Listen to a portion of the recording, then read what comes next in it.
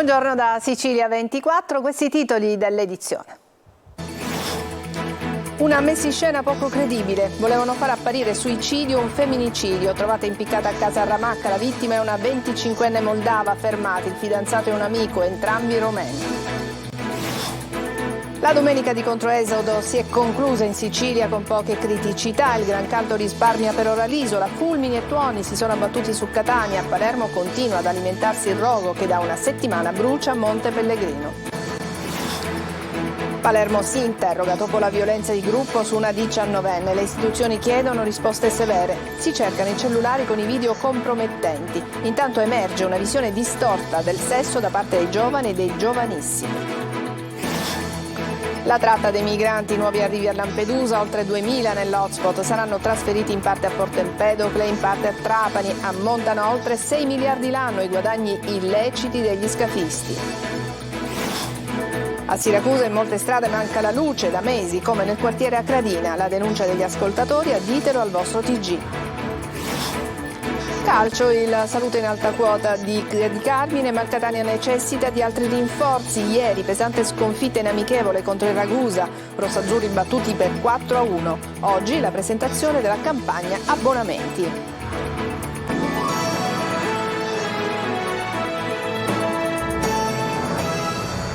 Bentrovati in apertura alla cronaca nera. Ci sono pochi dubbi sulla morte di una 25enne moldava, Vera Schiopu, trovata impiccata e con una corda al collo in un casolare di campagna a Ramacca nel catanese. Il suicidio sarebbe stato coperto da una messinscena, fermati due romeni, il fidanzato e l'amico. Sentiamo Natale Bruno. Una messiscena poco veritiera, una donna con tanti lividi sanguinanti impiccata con una corda poco resistente. Ha retto pochissimo, la storia raccontata da due romeni fermati con l'accusa dell'omicidio di Vera Schiopu, moldava, 25 anni e un sogno, quello di vivere in Italia. Di lei si sa poco, se non quello che è stata uccisa, che lavorava nei campi della Piana di Catania, impegnata nella raccolta degli ortaggi e che forse faceva altro per vivere. Vera è stata trovata con una corda al collo, impiccata in un casolare diroccato in una landa di campagna deserta in contrada Polmone, nella frazione di Sferro, lungo la strada che collega Ramacca a Paternò. È stato l'amico del suo compagno, un romeno di 30 anni che nella vita fa il manovale, sabato a chiamare al telefono i carabinieri del paese per dare l'allarme, secondo la sua ricostruzione, dopo il ritrovamento del corpo della fidanzata del suo amico, impiccata. Non si sa bene se i due romeni fossero d'accordo ad avvertire i militari dell'arma. Pur tuttavia nel corso della notte, tra sabato e domenica, la posizione dei due si è complicata per via delle dichiarazioni contrastanti rese al PM Alessandro Di Fede con il coordinamento del procuratore di Caltagirone facente funzioni Alberto Santisi, che assieme ai carabinieri del reparto informativo di Catania e della stazione di Ramacca ha coordinato l'inchiesta. In particolare i dubbi agli investigatori sarebbero maturati da più elementi: la dinamica del suicidio, i rilevi scientifici compiuti dai carabinieri e alcuni elementi delle testimonianze dei due indagati sarebbero in contrasto evidente. La donna aveva delle ferite nel corpo ancora sanguinanti e poi quel particolare secondo cui la corda era poco resistente. I due romeni sono stati sottoposti a fermo di polizia giudiziaria con l'accusa di concorso in omicidio. Ancora poco chiaro il ruolo contestato a ciascuno dei due. Di Vera Schiopu si sa poco o nulla. Se in Italia fosse arrivata con un visto turistico, se fosse in possesso di un permesso o se lo stava chiedendo. Di certo era legata sentimentalmente con uno dei due romeni, il più grande, quello che forse non avrebbe mai chiamato i carabinieri a differenza dell'amico che invece con il cellulare non ha perso un istante a comporre il 112. A Palermo continua a bruciare Monte Pellegrino e l'incendio che dura da una settimana a causa del cosiddetto effetto brace, alimentato anche dal caldo. Ma ieri si sono verificati piovaschi nella parte centro-orientale dell'isola, fulmini e tuoni si sono abbattuti su Catania, mentre la giornata di controesodo è finita con pochissime criticità. Manlio Viola. Brucia ormai da una settimana a Monte Pellegrino, a Palermo. Ancora una volta la forestale è dovuta intervenire da terra per evitare che il fuoco tornasse ad allargarsi e dall'alto con lanci d'acqua effettuati da 2 elicotteri. Non si tratta di un nuovo incendio come si è detto negli ultimi giorni, è sempre lo stesso fronte del fuoco di Ferragosto. Le fiamme sono circoscritte, ma hanno danneggiato anche una zona impervia non raggiungibile a piedi. Questo impedisce di spegnere i cosiddetti focolai sotterranei. Di fatto, durante il giorno le fiamme vengono spente, quando cala la notte non si può lanciare acqua dall'alto, avviene il cosiddetto effetto brace. Le fiamme covano sotto la cenere e l'indomani tornano a bruciare. Una vicenda che rischia di continuare ancora fino al totale spegnimento di tutte le braci accese in zone irraggiungibili da terra. Ad aiutare il fuoco c'è il ritorno del grande caldo. Da sabato le temperature hanno ripreso la risalita, l'ondata di caldo durerà almeno 5 giorni secondo i meteorologi e colpirà più il centro-nord Italia che il sud. Anche da noi però temperature medie intorno ai 38 gradi, nonostante gli scrosci di pioggia, a tratti anche intensa, nella Sicilia centro-orientale nel pomeriggio. E intanto la domenica ha fatto segnare il primo controesodo, ma senza particolari difficoltà nel traffico. Il vero rientro appare rimandato probabilmente alla prossima settimana. Code soltanto in direzione delle località balneari al mattino e il rientro verso le città al tardo pomeriggio, ma si è trattato del normale traffico dei gitanti della domenica. Anche a Messina e Villa San Giovanni attese ordinarie agli imbarchi dei traghetti da e per la Sicilia. Insolito intervento notturno del soccorso alpino e speleologico siciliano nella stazione di Palermo nella riserva dello Zingaro per portare in salvo una comitiva di escursionisti pugliesi assediati da un branco di cinghiali.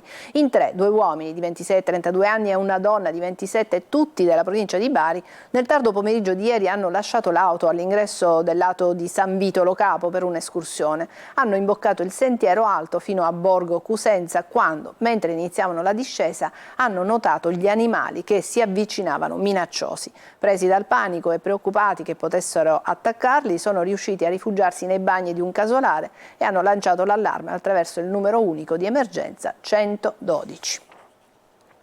Palermo ora si interroga dopo la violenza di gruppo ai danni di una ragazza di 19 anni che ha portato all'arresto di 7 giovani, la rabbia dei cittadini che in corteo hanno sfilato lungo le vie dove è avvenuto lo stupro, l'ira delle istituzioni che chiedono pene più severe.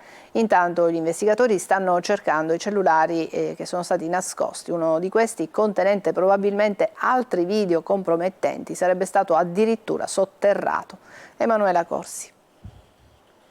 La città è ancora sotto shock dopo la violenza di gruppo ai danni di una 19enne nella notte tra il 6 e il 7 luglio scorsi. Una notte da incubo raccontata dalla stessa vittima che ha portato all'arresto di 7 giovani, uno dei quali all'epoca dei fatti minorenne. Sui social ma anche in piazza adesso la rabbia dei cittadini e di una comunità ferita da quanto accaduto che vuole pene esemplari, senza sconti ed attenuanti ed interventi urgenti da parte delle istituzioni. Il presidente Schifani in una nota chiede, pur essendo garantista, che in presenza di reati di allarme sociale in cui la prova è acquisita in modo inoppugnabile occorrerebbe allungare o raddoppiare i termini della carcerazione preventiva. Anche il sindaco La Galla interviene dalle pagine di Repubblica e annuncia che a settembre verrà costituito un comitato per l'ordine e la sicurezza con al centro questo tema. Il primo cittadino aggiunge che bisogna inasprire le sanzioni per reati come stupro e femminicidio. Intanto i 7 ragazzi verranno interrogati oggi in tribunale dal GIP di Palermo. Sono tutti accusati di violenza di gruppo. Secondo il giudice, 2 dei 4 finiti in manette venerdì scorso, dopo che altri 3 complici erano stati arrestati il 3 agosto, avevano pensato pure di punire la vittima per farle rimangiare la denuncia di stupro. Uno di loro avrebbe anche ripreso e condiviso la violenza prima di cancellarla dallo smartphone. Adesso gli inquirenti sono alla ricerca dei cellulari degli arrestati, uno dei quali sarebbe stato seppellito sottoterra, forse perché conteneva altri video compromettenti.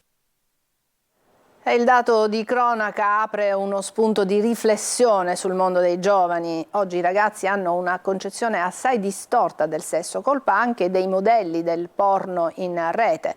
Il sesso è diventato una sfida, una moda. Lo dicono loro stessi, intervistati da Eva Spampinato. Al giorno d'oggi, rispetto ad anni fa è cambiato tutto. Il sesso è diventata una pure merce? Sì, ormai non è più vista come quella cosa che la fai magari con una persona che ami, ormai è divertimento, è un gioco. La gente è più, siccome non riesce più ad appropriarsi con le persone, cerca un metodo diverso. ad approcciarsi. Sì, sì. E quindi si fa forte del gruppo. Sì.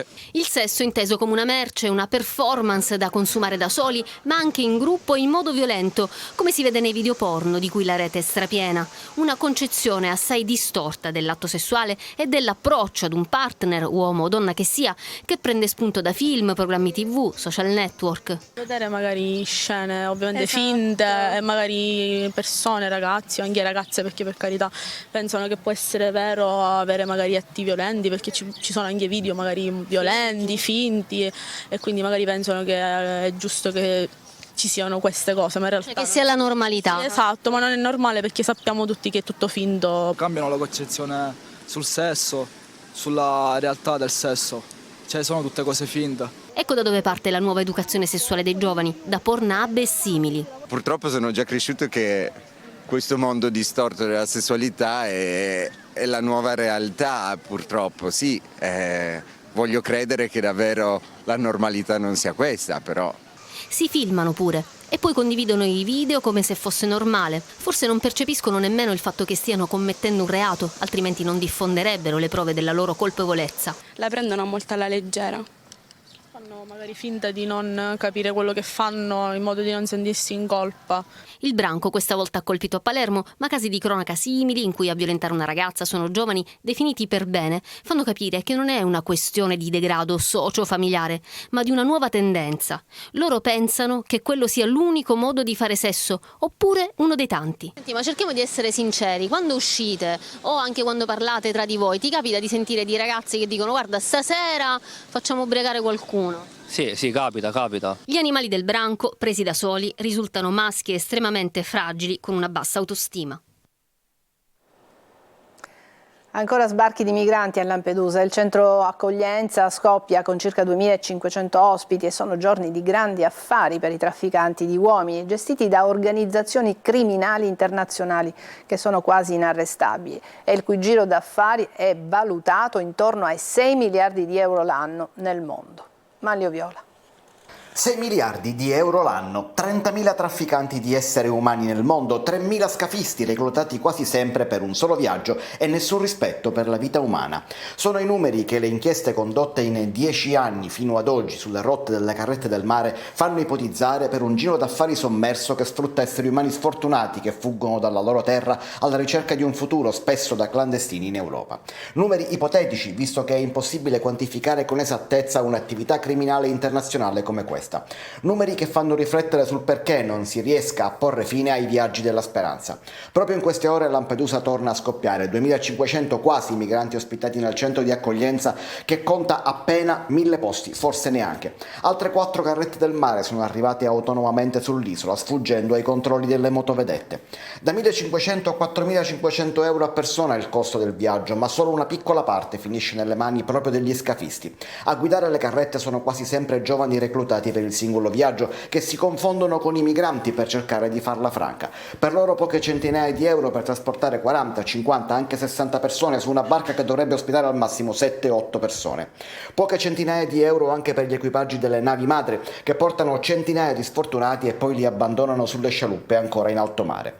I veri affari li fanno i carnefici che tengono i migranti prigionieri in case a ridosso delle spiagge africane prima di farli partire e i grandi manovratori del traffico. Fino ad ora la comunità internazionale ne ha identificato poco meno di 200, ma i veri capi delle circa 35 organizzazioni note restano inarrivabili. Breve pausa, ci vediamo tra poco.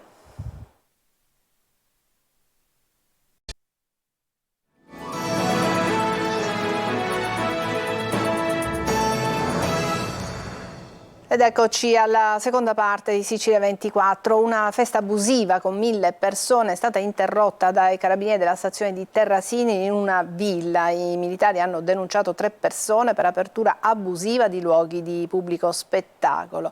La festa era stata pubblicizzata sui social ed era prevista anche la somministrazione di alimenti e bevande alcoliche, tutto senza l'autorizzazione richiesta alle forze dell'ordine e ai vigili del fuoco.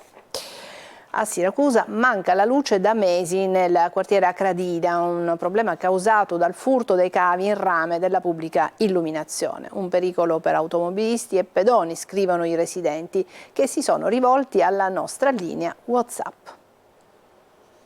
Quando il sole tramonta in via Bartolomeo Cannizzo, come in altre strade della zona, cala il buio totale. È la situazione che vivono centinaia di famiglie della parte alta del quartiere Acradina a Siracusa. Si tratta di un problema che va avanti da mesi, da quando qualcuno rubò i cavi di rame che alimentano l'impianto di illuminazione pubblica. Un problema che non riguarda solo chi abita in zona, ma anche chi passa da queste strade con la propria auto. I residenti sono ormai stanchi, tante le chiamate fatte agli uffici comunali di competenza senza però alcun riscontro, e adesso hanno segnalato il tutto alla nostra linea WhatsApp.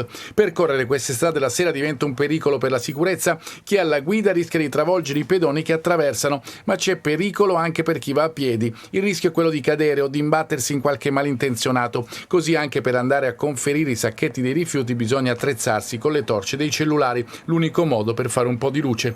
Per la gioia di chi ha segnalato il problema e non solo, pare che tutto ciò sia alle battute finali. Il comune infatti avrebbe affidato i lavori di ripristino dell'illuminazione che dovrebbero iniziare a breve, ma la domanda che si pongono i residenti è quante notti al buio dovranno passare ancora. La nostra linea WhatsApp resta sempre a vostra disposizione. Segnalate qualsiasi tipo di problema con foto e video al 342 74 55 005. Ditelo al vostro TG. Breve pausa e poi la pagina dedicata al calcio.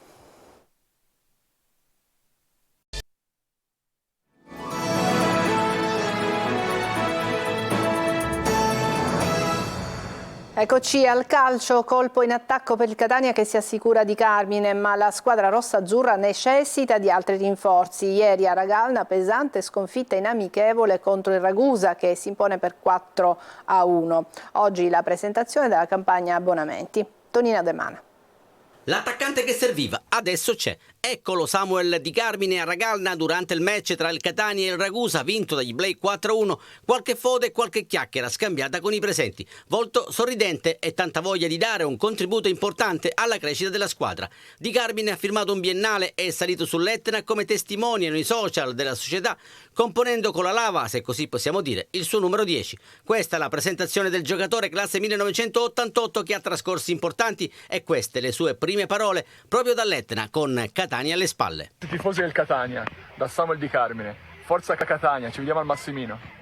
Nelle competizioni professionistiche ufficiali, Neo Rosso-Azzurro ha collezionato fin qui 120 reti, 8 delle quali nell'arco delle 22 gare disputate in A nel 2019-2020 con il Verona. La sua carriera l'abbiamo evidenziata già quando il suo ingaggio era diventato certo. Nei giorni scorsi 347 presenze e 83 gol in Serie B e 36 presenze e 14 gol in C con la Juve Stabia. Importanti numeri viste le difficoltà affrontate dal Catania in attacco nelle ultime uscite amichevoli. I test lasciano il tempo che trovano, ma si deve lavorare in tal senso. Oggi intanto potrebbe arrivare Quaglini ed i rinforzi servono al Catania che ieri, come detto, ha perso 4-1 contro il Ragusa militante in Serie D. Deludente la prestazione dei rossoazzurri. Agli Blei sono bastati 4 minuti per passare in vantaggio con Manservigi ed altri 4 per raddoppiare con Maltese. Nel secondo tempo ci si aspettava la reazione del Catania, ma al minuto 63 è arrivato addirittura allo 0-3 grazie ad una rete di Azzara. Dopo pochi minuti i rossoazzurri hanno accorciato le distanze con De Luca su calcio di rigore e sempre dagli 11 metri all'84esimo Manfred ha fissato il risultato sull'1-4. Oggi intanto è il giorno della presentazione della campagna abbonamenti dei rossoazzurri. Il Palermo guarda avanti dopo il pari del San Nicola contro il Bari. I rosanero sabato osserveranno un turno di riposo per via delle vicende giudiziarie che stanno interessando il campionato di Serie B. Intanto è fatta per il difensore Lond. Marco Gulla. Brucia ancora la mancata vittoria in casa del Bari. Il Palermo probabilmente lo ricorderà ancora per un po' di non essere tornato vittorioso dal San Nicola pur giocando in 11 contro 9. Bari in 8 addirittura negli ultimi minuti se si considera l'infortunio di Menes.